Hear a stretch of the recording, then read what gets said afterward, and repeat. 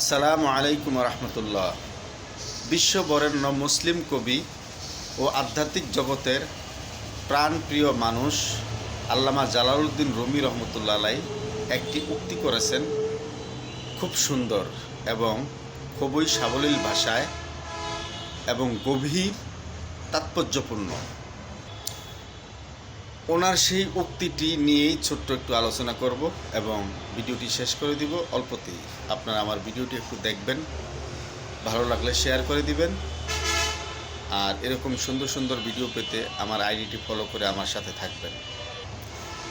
ওনার উক্তিটি হলো, পৃথিবীতে মৃত্যুর স্বাদ সবাই পায়,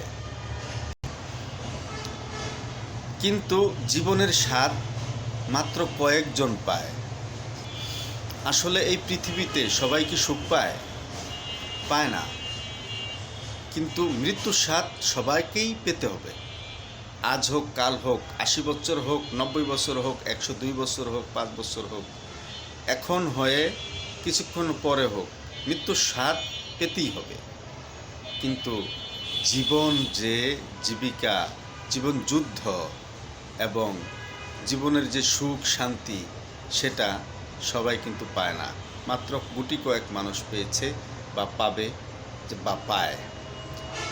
তো এই কথাটাই আমার কাছে খুবই ভালো লেগেছে যে আসলেই তো কথাটা ঠিক, যে সবাই মৃত্যুর স্বাদ পাবে, কিন্তু জীবনের স্বাদ, জীবনের সুখ শান্তি স্বাদ, আল্লাহর সন্তুষ্টি জাতীয় যে স্বাদ, রসুলের প্রিয় হাবিবের প্রিয় রসুল পাক সাল্লাল্লাহু আলাইহি সাল্লামের দেখানো সুন্নত তরিকার যে স্বাদ, সেই স্বাদটা কয়জন পায়?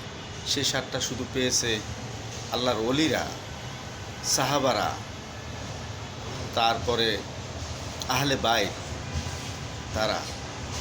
তো যদি ভিডিওটি ভালো লাগে শেয়ার করে দিবেন, আর এরকম ভিডিও পেতে আমার আইডিটি ফলো করে আমার সাথে থাকবেন।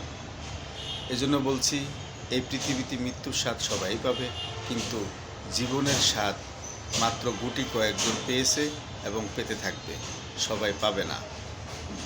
ধন্যবাদ সবাইকে।